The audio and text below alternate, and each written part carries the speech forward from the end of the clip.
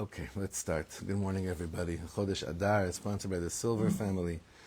Leilu Nishmas Bracha Fegu Bas Yisrael, by the Polsteins, Leilu Nishmas Friede Simon Bas Yitzchak, and by the Reichs for the Refuah Shlema of Reuven ben Hinda, and the week sponsored by Shlomit Weinreb in honor of her parents, Yitzchak ben Elazar Dov, and Chaya Braina Bas Mordechai David, and by Helene and David Brenner in honor of the wedding of Lior and Rebecca, which was this week. Okay. I sent in dedication for today in honor of my new granddaughter. Okay. Mazel tov. What's her name? Noga Devora. Noga Devora. Wonderful. Beautiful. Okay, everybody, we're going to do a special shir today on Ta'anit Esther. And it's one of my favorite pieces, actually. And it's Kamuvan, because it's Rabbi Nachman's shir. It's through the ruach of Rabbi Nachman and Rabbi Nassim. And it is a shir that we did part of it about 8 years ago. I don't know who was there 8 years ago, maybe one or two of you. Hopefully I was there, meaning I realize now how how eerie it was to learn these words 8 years ago, maybe even more. But I think that on fast days, it's very interesting, especially fast days that are like right before a big thing or right after a big thing. The focus isn't so much on the fast; it's more in a prep for what will be. So this happens with Ta'anit Esther, and it's a day that cannot be the day itself. The pnimius of the day, Ta'anit Esther, cannot be looked over. Can't be jumped over. This is literally one of the most. When you learn it inside, this is one of the most powerful days of the whole year. Ta'anit Esther. And Adafka today in the shir with the women of the Kehila, it was thank God it wasn't a day with the men, because it'd feel less, chazak. I feel like it's so much more chazak that we have this chus to learn this morning. And just a few things before we go into the text inside, which is based on a ma'amar from Breslov, a maimer from Breslov. So this is a question that we always have. And I want to just put it out there and see what you feel about this. Do you feel that if you have something that you're struggling with deeply in your life, that there's something very hard that's burning inside, that means you don't have your life together? Think really closely with what I just said right now. Do you feel that when you're really dealing with a big trauma or something very difficult, that means that you don't have your life together? So usually, we think we don't when we're in touch with that thing that is so painful and so difficult. It happens to be that it is those things that we emerge from that bring us to the greatest heights and closeness with our relationship with Hashem. And all of us always say, I wish it didn't take that in order to get to where it is. En malasot, this is the design of our soul. This is what we go through in this world. Ze mayesh, this is what it is. So, I want us all to invite ourselves to mamish sit with Esther Hamalka today. And this is an important, details about the Megillah, about the whole story. Ta'anit Esther didn't happen on Yud Daled, Yud Gimel, Iyar, Adar, obviously. When did Ta'anit Esther take place? When did those 3 days take place? Chodesh Nisan. Yud Daled, Tedvav, Tedzayin. One thing. Another thing, how long was the story of Purim? 9/10 years. It's between 9 and 10 years that there was such a tzara, that the tzara that we learn about in the beginning of the story of the Megillah hovered over us for about kimat 10 years. We, even though it's what's called sheket medumeh right now, which means a delusional state of quiet, nothing has really changed for Am Yisrael since October 7th. It's a year and a half plus. And we're still in the story. Our Megillah is still being written. The thing is, why is it that in the beginning, first few months, we cried from the deepest depths of our hearts that things should change? And that, Hashem, you have to make a miracle. Hashem, give koch, we were going crazy. So we felt it a little bit stronger. One of the most profound teachings from Megillas Esther is the following. For 9 years, Esther Hamalka remained in a state of ultimate dveikus to Hashem, to daven over Yidden and to daven over Am Yisrael. And that changes the story of the Megillah. It changes our perception of the Megillah. That state of being, of dveikut be'omek haneshama, of crying out to HaKadosh Baruch Hu, was not something that just happened for those 3 days. This was the whole period, the whole tkufa. If you look at the Megillah, what are Mordechai and Esther basically doing throughout the whole Megillah? They're davening. Why? Eit sarai Yaakov. It's a very hard place to be in Yaakov, in part of Am Yisrael. But would you ask Mordechai and Esther and tell me, you have this really crazy intensity happening right now in your life. And it seems like everything is crazy and that Am Yisrael is in a sakana tzrura. Would you ask, if you ask Mordechai and Esther, do you feel like your lives are, in the bigger picture, still together? What would you say? What would you think they would say? No? They were doing what they had to at the time. So if you do what you had to in the time, is your life together? That's your job at that time. What does it mean to live She together? said she wasn't going to do it because she was going to die. So I'll explain what not together is. That's good. I'll explain what not together is. I'll try to attempt to say what not together is. What not together is not being able to cope. What does being able to cope mean? Knowing what to do right now and being able to do it. Don't flip back and forth. like you can hold both at the same time. And not coping more is like On a deeper. When you're not coping, you're not coping. You're not coping. When someone's not coping, you're in depression. you're not holding both at the same time in that moment. You're not. Maybe you have a day full of it, but back and forth. Don't you feel like we're in that situation right now? So that's the point of this year. That's exactly the point of this year, of today's year. That's what I was saying. I was looking at this from 8-9 years ago. I'm like, oh my God. It's like, it's so funny thinking that we understood this a long time ago. We're understanding this a little bit differently this year. And I believe that this will, if anyone hasn't davened yet today, this is not Musar Shmuz, if you didn't daven today. But the day of the Ta'anit Esther, this day is a day that's filled with every one of us catching ourselves every few minutes and saying, Ribono Shloim Hatzileni. Throughout the whole day. Ribono Shalom Hatzileni. Hatzileni. Ribono Shloim, I'm willing to look in the eye of what really is going on. Ribono Shalom Hatzileni, Hatzileni, Hatzileni. So, there's no way. Sometimes, what do we love about Breslov so much? That sometimes it's just 2 or 3 lines that captures the essence of so much more than what we're trying to grasp. So, in today's learning, you'll see that this is not a text from inside Likutei Maharan or Likutei Halachot, but it's a text. It's like basically a ma'amar, an article written based on it, and there are some wonderful gems in here that'll help us attach ourselves to today, to Ta'anit Esther.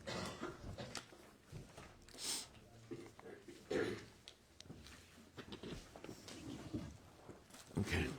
La'agish b'Ta'anit Esther la mitanim.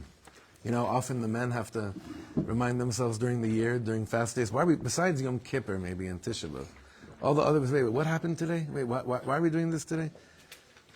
And Ta'anit Esther is, well, why are we fasting today, Bichlal? Especially if it didn't even happen on Ta'anit Esther. That's a very important question. La'agish b'Ta'anit Esther la mitanim. Moreinu Reb Nosson מברסלב זכות יגן עלינו דיבר ממה שהארי הקדוש מביא שבכל חג נמשך אותה הערה שהיה בעת החג, כגון יציאת מצרים ומתן תורה. שזה שייך גם לגבי התענית, כמו בתשעה באב, לגבי חורבן בית המקדש, וכמו כן בתענית אסתר שיש לזכור למה אנחנו מתענים. Chazal instituted this concept called Ta'anit Esther.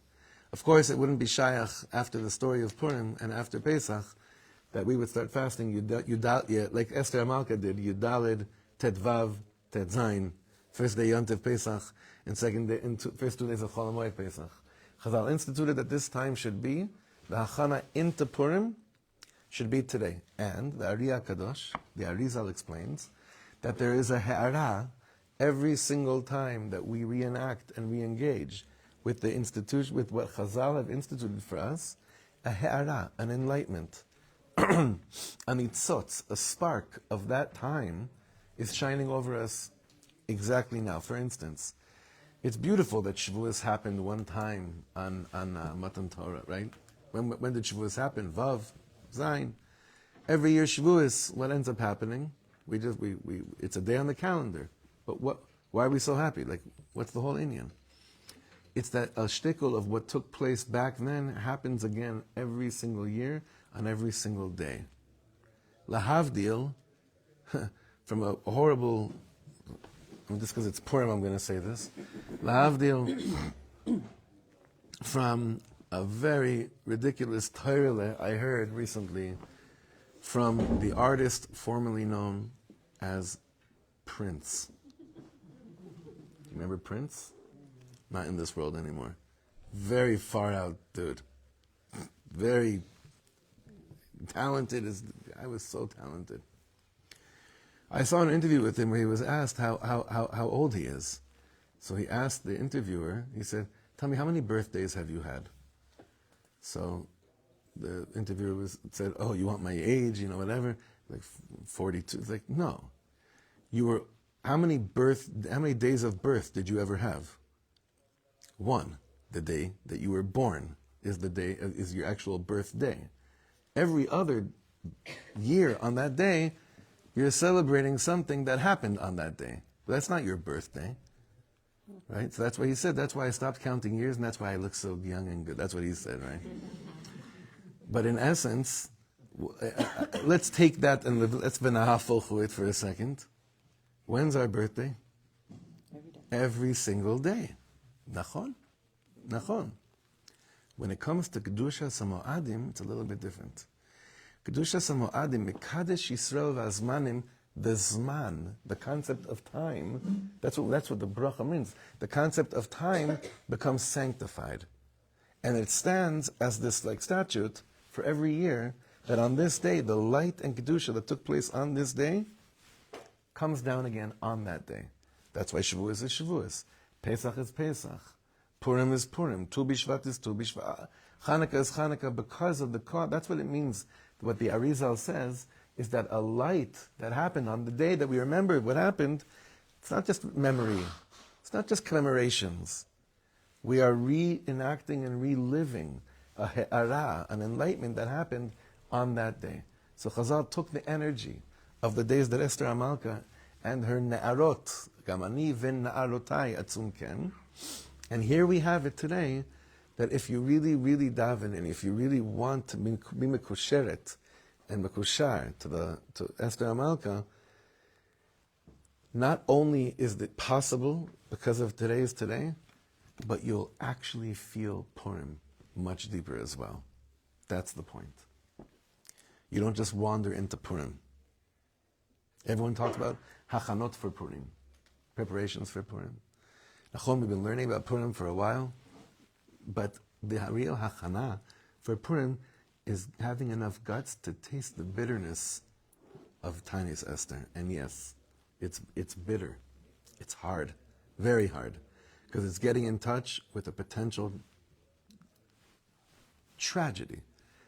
What was the potential tragedy in the time of Esther Amalka? Every single Yid was going to be killed. Every single Yid was going to be killed. She faced that. She didn't go, no, Rabbeinu Shag Bekol Gadol, En Shum Yerush Be'emka, let's go jump on bands. She wasn't, that's not what she was doing. It's not what the Megillah says to us. That's why sometimes people tell me that during tzaras, לא, יש עניין, אתה צריך לשמוח, לקבל את זה, פשוט תרקוד, dance it out, you'll see, it'll be okay. I've never connected to that before. If there's something that's really looming over me, and there's a tragedy, Khalila, in front of me, I better look at it straight in the face. Have any of you seen the direction of the Egyptian army in the last few months? Is anyone following what's going on really down south? Does anyone understand what each truck that has gone into Gaza is producing? You think it's producing food and electricity for people? And up in the north and everywhere. Nothing has really, really changed since the time that we felt like, oh my God. I feel like the first few weeks after October 7th, we were kind of like, yeah, I'm with Esther Amalka. I could feel it. I could sense it. We need such a Yeshua. And the Yeshua that can come from Purim is literally Me'ein Olam Haba in the deepest way, especially this year, the way that it works with Me'ein Olam Haba, greeting us right there at the edge of the Seudah. So that's why we need to tune in, and it's easier on a day like today to tune into what Esther Amalka was tuning into when she was davening, before what she was davening. Now, v'siper, Moreinu Reb Nosson, shepam achat b'Ta'anit Esther, hitboded kama sha'ot, he did a few hour long hitbodedut session, v'dima, he used visualization. He piasetznet his hitbodedus. ודימה וצייר לעצמו איך שהמן המלך עומד מעליו עם מקל ומכה בו.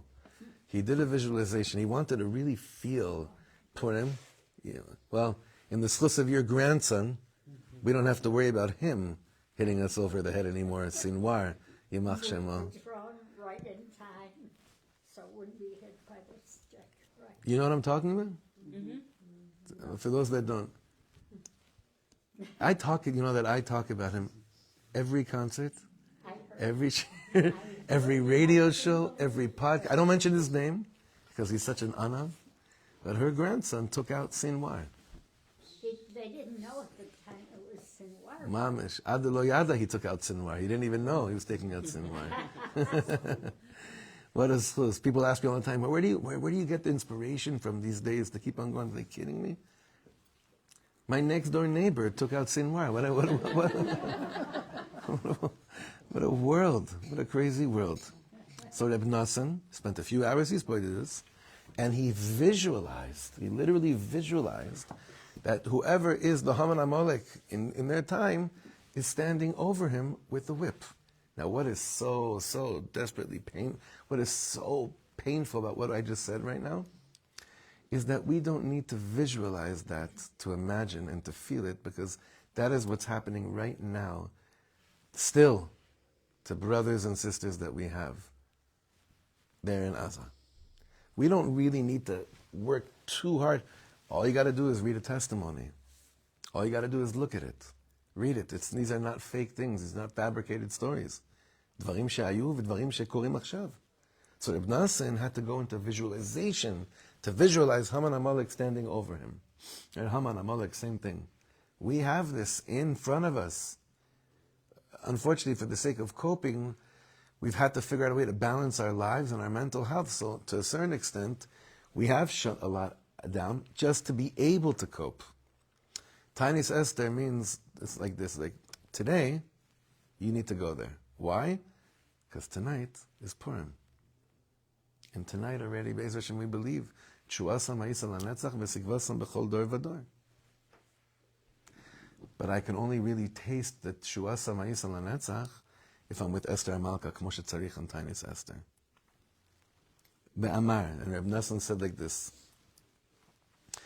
Titaru, he said this is obviously, taking his words and making it just more shaykh for our dor. תתארו לעצמכם איך אדם מרגיש כשעומד עליו איזה גוי רשע ומכה בו ברציחה.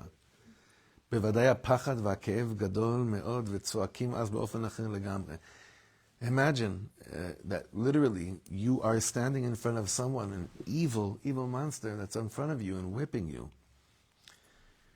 And you don't know if the next lash is going to be the last one. לרעה.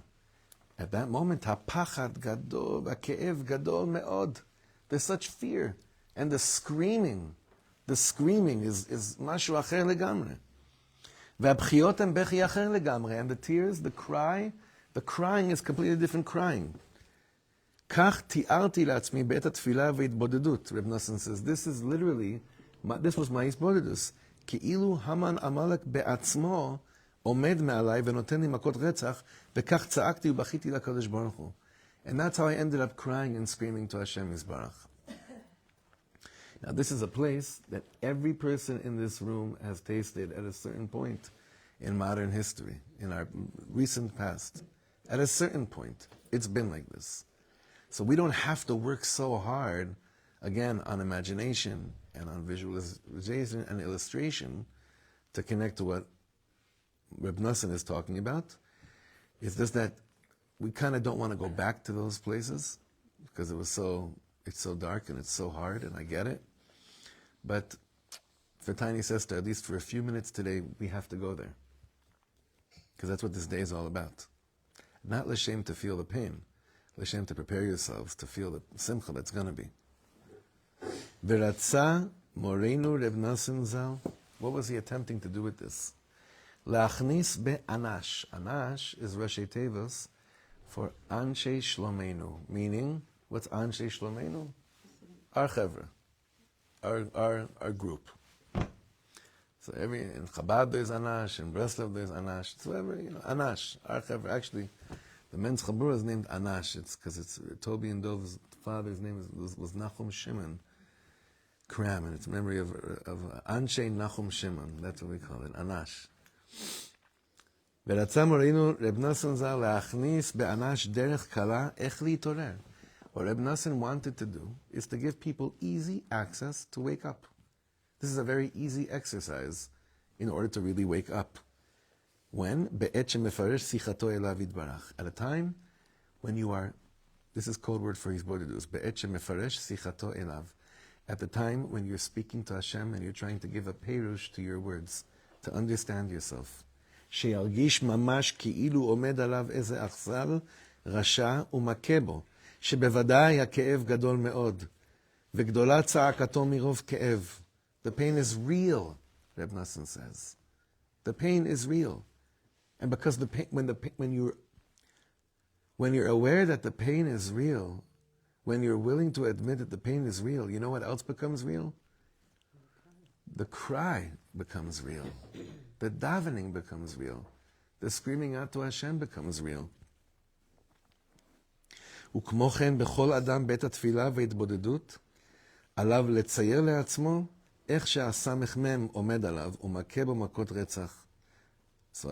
So too, when a person's davening or doing his bodhidus, they must illustrate for themselves how the samech-mem, you know what the samech-mem is?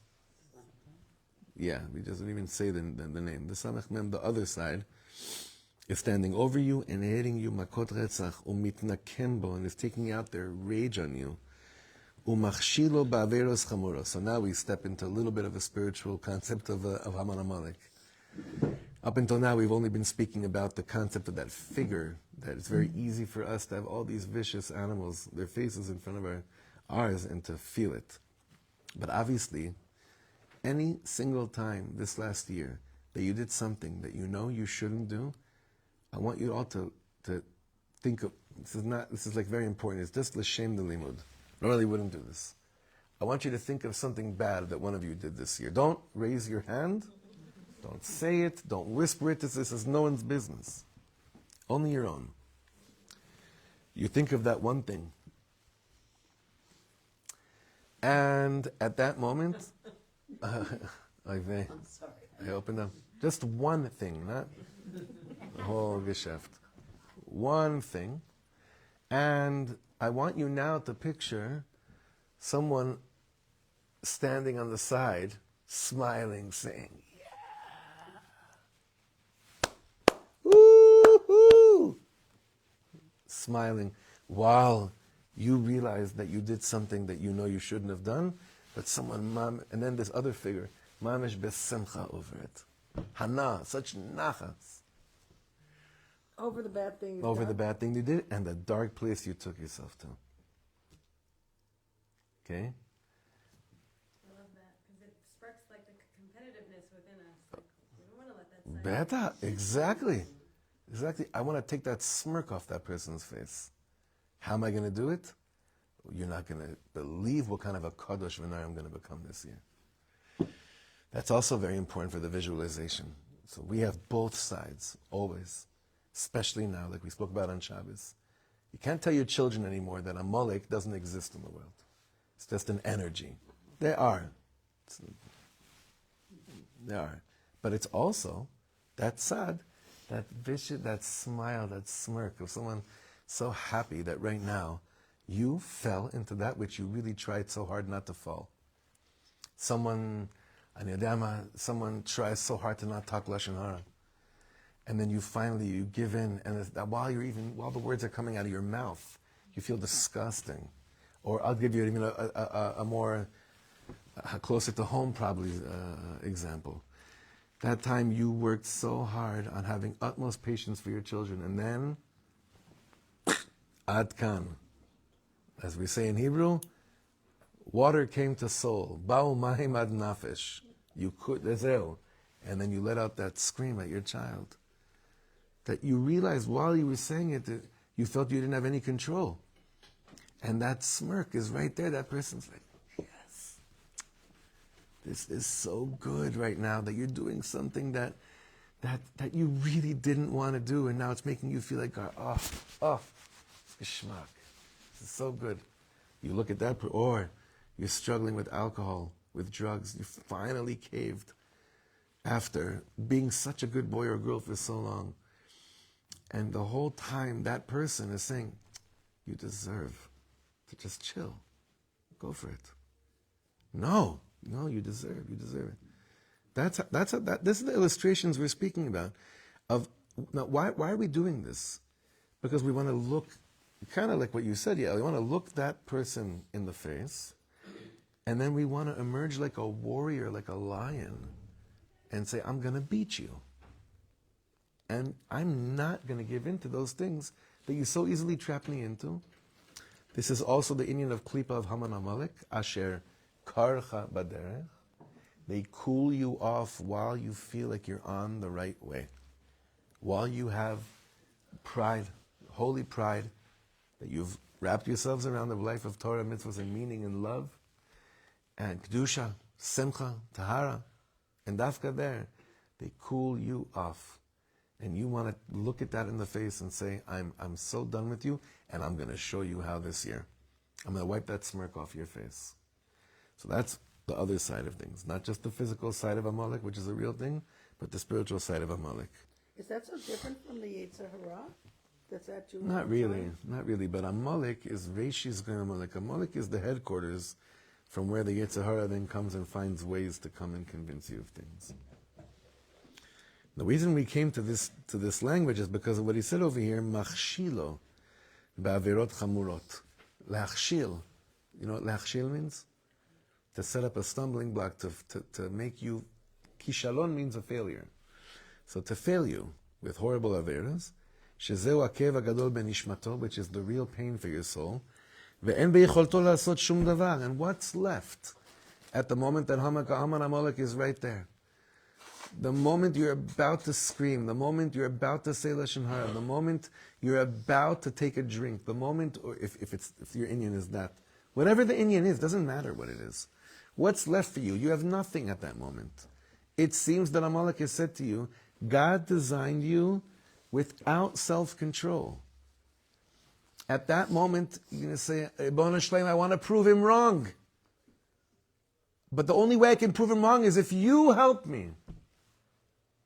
Only if you help me. That's the only way I can prove him. Not me. Not on my own kochos. I need you. The same thing with our oivim around us right now. With all the talk we have about the greatest army in the world, Hashem showed us. You really want to go down that route? That you're just putting your faith in military? It's not how it works here. We need both. Need both. Screaming to Hashem.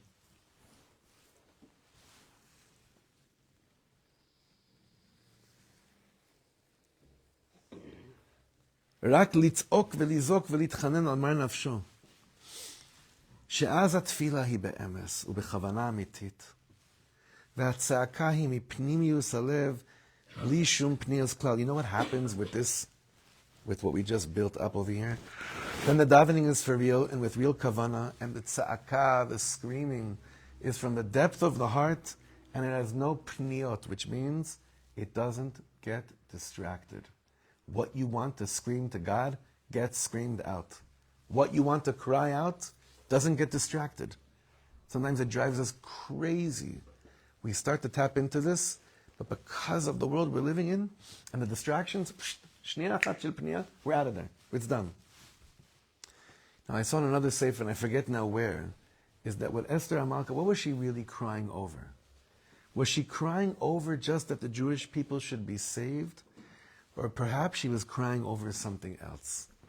What does Esther tell Mordechai to do? Lech knos. Go and gather. And as she said those words, I saw this beautiful Torah, I forgot now from where, is that's when she really started to shake. Because she realized, Ribono Shalaylam, how is it possible for us to get it together? And that brought her crying even bigger, even louder. Can you imagine? Sometimes when we say something, we only start feeling what we're saying once the dibur comes out of our mouth. It's happened sometimes. The Sfarim say that Yitzchak Avinu, when he started blessing Yaakov with the bracha, he himself was stunned from the potency of the bracha that was coming out of his mouth. That's kind of how he knew it was Yaakov, because he was drawing the energy. And that's one of the ways we understand that whole parsha. But when Esther HaMalka said Lech Knos, it's almost that at that moment she was even in more pain, because it seemed more impossible to gather the Jews than to annul the decree of annihilation. That feels very shayach to me today. That feels very, why?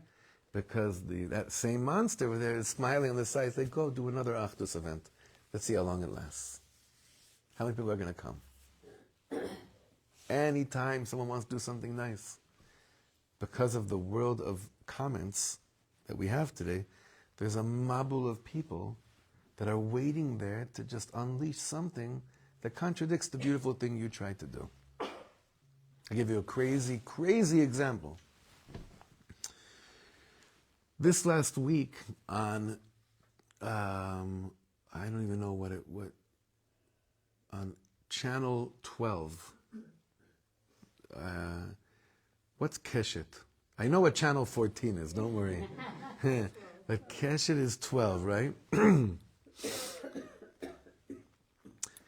Hanan Ben Ari did one of the most beautiful, beautiful programs that I highly recommend everyone to watch.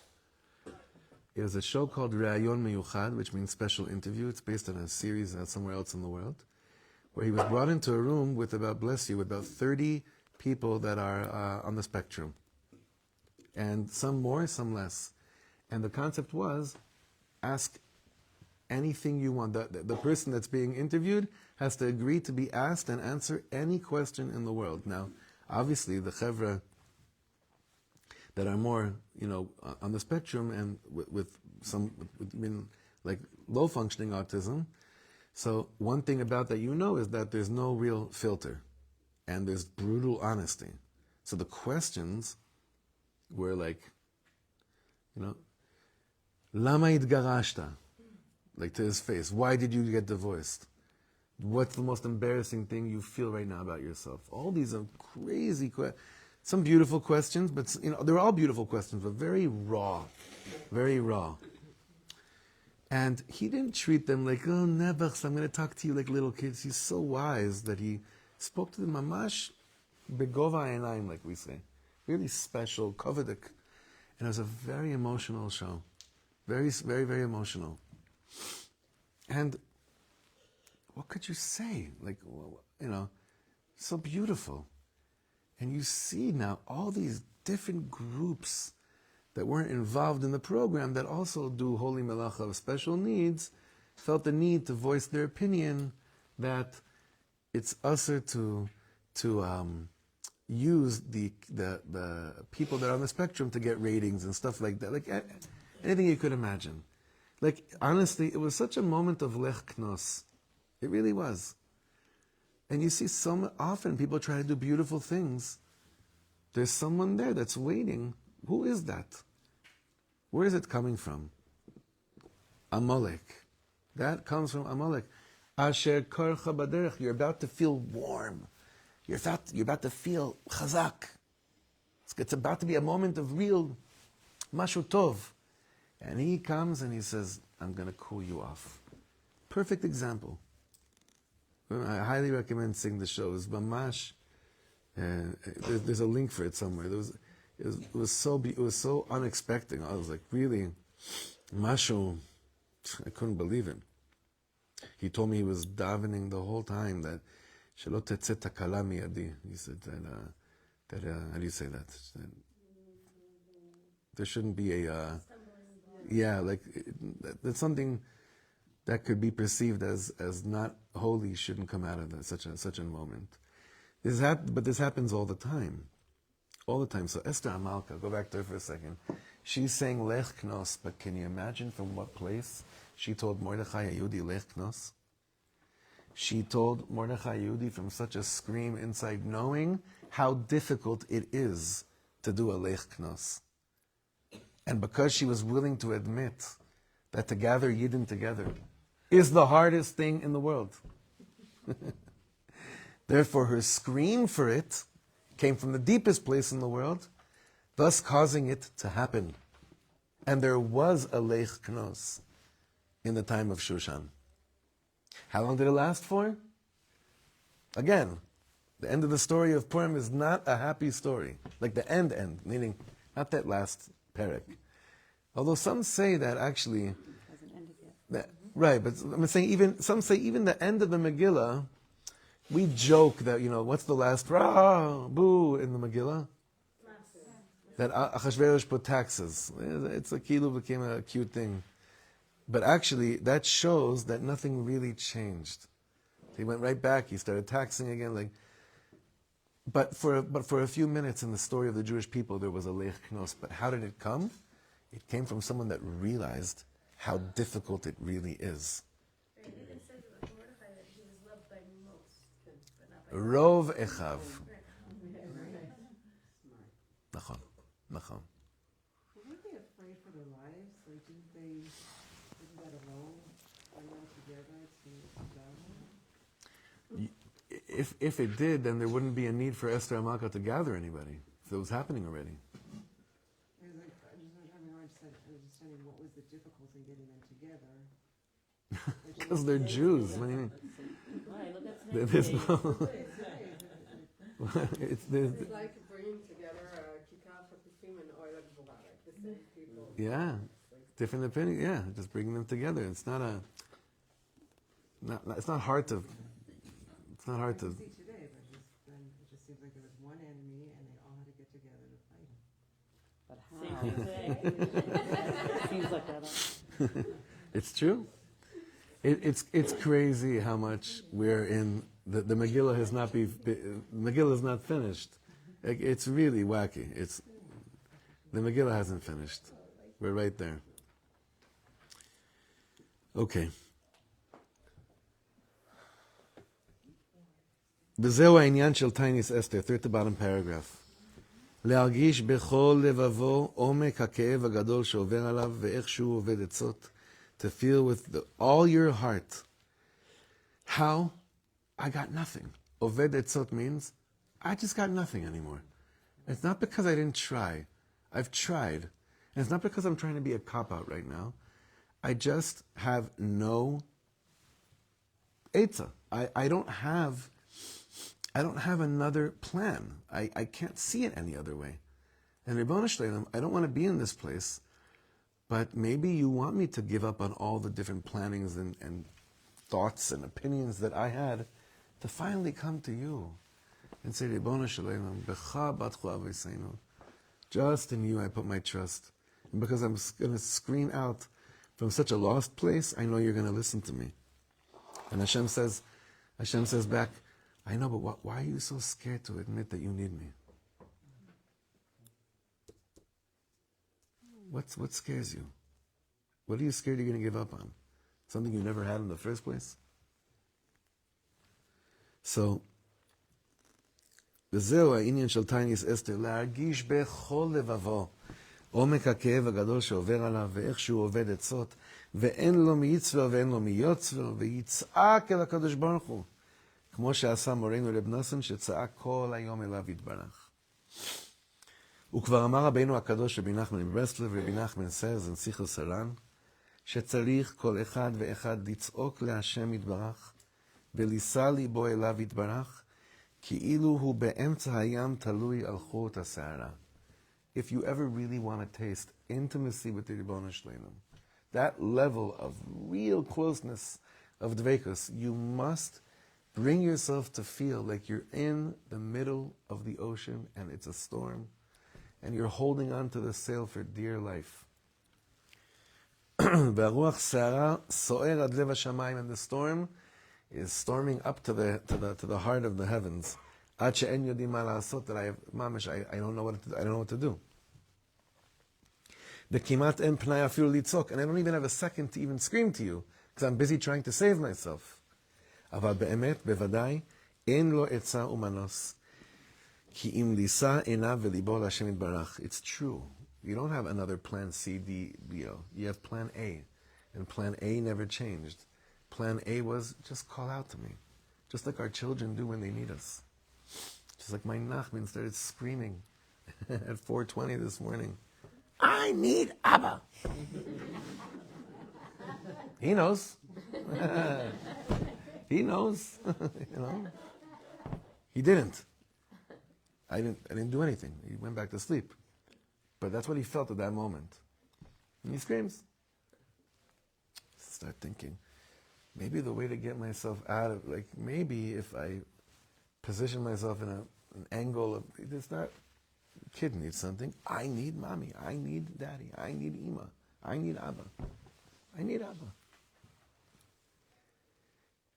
It's this Amalek Masecha over us that says, no, that's the sign of a weak person. That's the sign of someone who doesn't have their acts together. They go to the place of, I need you. I'm not that person. I grew up with a very clear understanding of how to carry myself, and how to conduct myself in times of distress. And nothing could be further from the truth. It's not our inyan. Nothing could be further from the truth. וזה צריך בכל תענית, in every fast day that you do, לזכור ולהתבונן, להרגיש למה מתענים. So tying this all together. What did we start off with saying? So what is the light that shines down from today? Like the Arizal said, what is the he'ara that shines down on Ta'anit Esther? What is the he'ara? That Esther Amalka, she was probably very wise.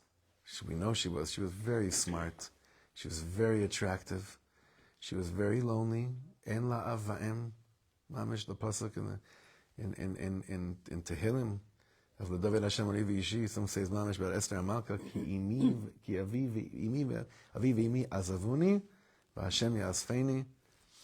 She doesn't have that tender loving care of a father and mother. She has it in an uncle. It's a little bit different. It's more with love. Dod, dodi, ani le dodi v'dodi li. Some say that's Esther Amalka. I'm to my uncle is to me, because he was their uncle. But she really has a lot that maybe the typical person doesn't have. And she has stuff the typical person has and she doesn't have. But all she knows on Ta'anit Esther, this is what we're doing.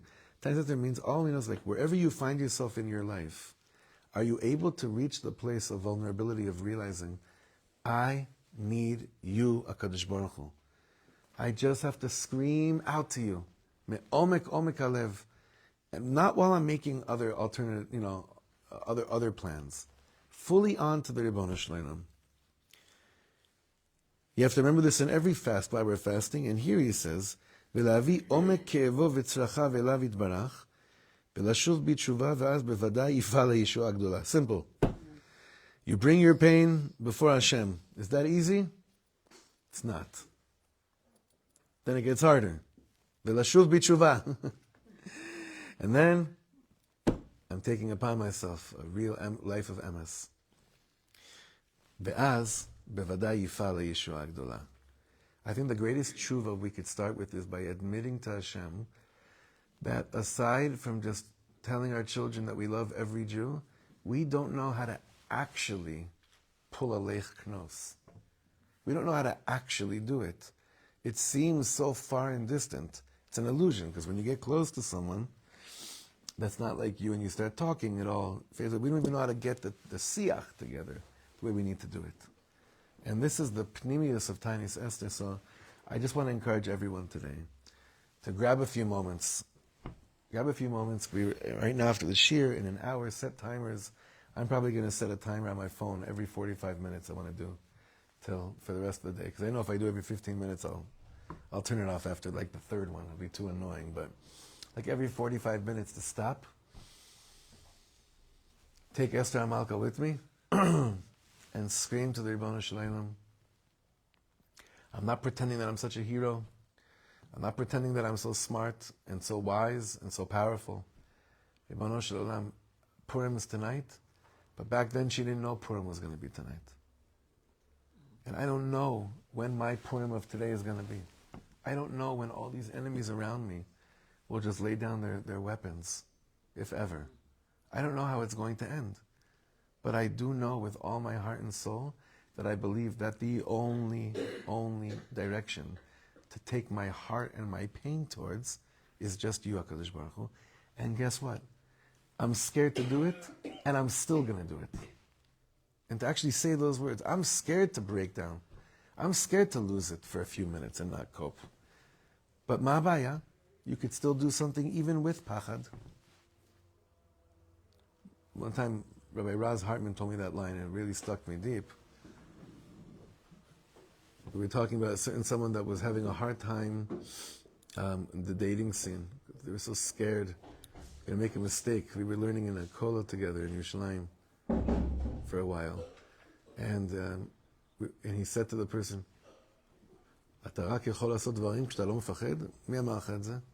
like we have this weird thing of like, only when you're not scared, then you can get something done. It's shtuyat. Before Hashem, there's no limits. There's no prerequisites. Just before Hashem. That's why it should be a Purim it should be a Ta'anit Esther, actually. I just realized something. Uvechein Avo El HaMelech is not a Purim song. It's actually a Ta'anit Esther song. Uvechein Avo El HaMelech. Asher lo chadas v'chasher avati avadati. It's really a Ta'anit Esther nigun. So we should come before the king with pachad, im pachad, bli pachad, ze lo meshane. As long as we are directing, we're vulnerable enough and we're directing the pain that we have around us to the only source, not just the right source, the only source. And I give us a bracha that there should be a real he'ara of Purim on Purim. That Purim should be that you don't see that person that was smirking before. You know, Rav Shlomo said, you know what the greatest revenge that you could take out on a person, nekama, is that you cause your enemy to be embarrassed about how they acted. Embarrassed, to actually be embarrassed. Kel nekamas Hashem, kel nekamas that you're. Can you imagine a world where our enemies will show them footage of them from like October 7th, and they'll be like, those enemies have to. I'm saying, they have to be wiped out, Amalek. But all the other chevra in the world that didn't stand up for Yidden, to mamish, that you should see them on Purim, not, yeah, look at you, you fell again, but mamish, mevuyashim, embarrassed. And then it'll be be'emes, finally, once and for all, an or that never ends, le'ehudi ma'isa or v'simcha v'sasam v'ikar kain tiyeh lanu, to all of us. All right, shekayach, everybody.